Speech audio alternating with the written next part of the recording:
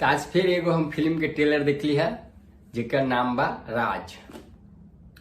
ये कुछ दिन पहले ही SRK के म्यूजिक पर आयल बा ट्रेलर।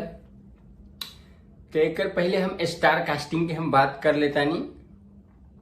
एकर स्टार कास्टिंग बा अरविंद अकेला कल्लू, पूजा गांगुली, माही श्रीवास्तव, संजय वर्मा, अनूप अरोरा और भी कलाकार बा। आई फिल्म के स्टोरी ई बा कि एकदम ई मतलब हॉरर पिक्चर, भूतिया और कॉमेडी रोमांस से ही भरपूर बा फिल्म। अरविंद अकेला कल्लू के शादी लाग जाता, शादी भी हो जाता। उसके बाद घर में जब शादी होके आ जाता अरविंद अकेला कल्लू और पत्नी, तब भूत एकरा बहुत परेशान करेला कि ओकरा सुहाग रात में अरविंद अकेला कल्लू के अपना पत्नी साथे मनावे देता। और जब अरविंद अकेला कल्लू अचानक से दो लड़का के लेके घरे आ जाता तो ओकर पापा मम्मी पूछता कि लड़का केकर हरे, तो कहता हमार लड़का बा।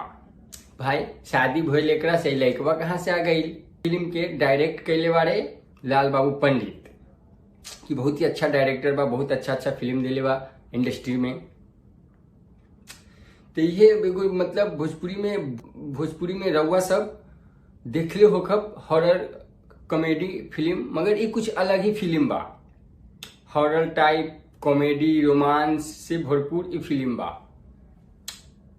और रोमांस से भरपूर फिल्म बा। गाना भी में देर अच्छा बा।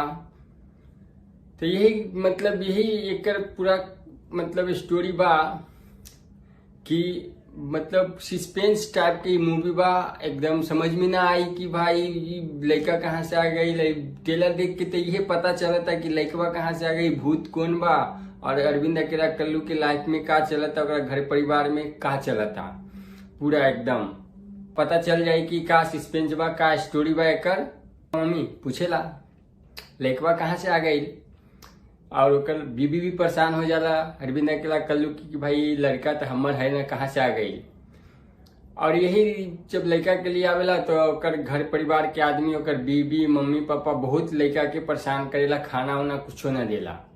तो एकरा भूत भी एकरा मतलब देखभाल करेला और जब बच्चा के दासा करेला, खाना पीना न देला, तो भूत सब घर परिवार के बहुत परेशान करेला। सबके अरविंद अकेला कल्लू के मम्मी पापा को बहुत परेशान करेला।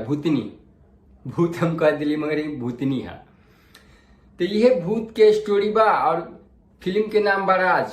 तो फिल्म के नाम से पूरा स्टोरी मैच करता कि राज फिल्म के नाम बा। और ये पूरा फिल्म के ट्रेलर में पूरा राज मतलब छुपल रहेला कि बच्चा कहाँ से आ गई, भूतिया कौन बा, पूरा एकदम राज। और रउआ सभे अगर राज के ट्रेलर देखले हो खब तो कैसन लागल वो जरूर हमरा बताब। और ये वीडियो रउआ सबके कैसन लागल वो हमरा कमेंट में जरूर बताइब। और हम चैनल पर रउआ सब अगर नया बाड़ी तो हमारे चैनल के सब्सक्राइब जरूर कर देब। क्यों अवनी?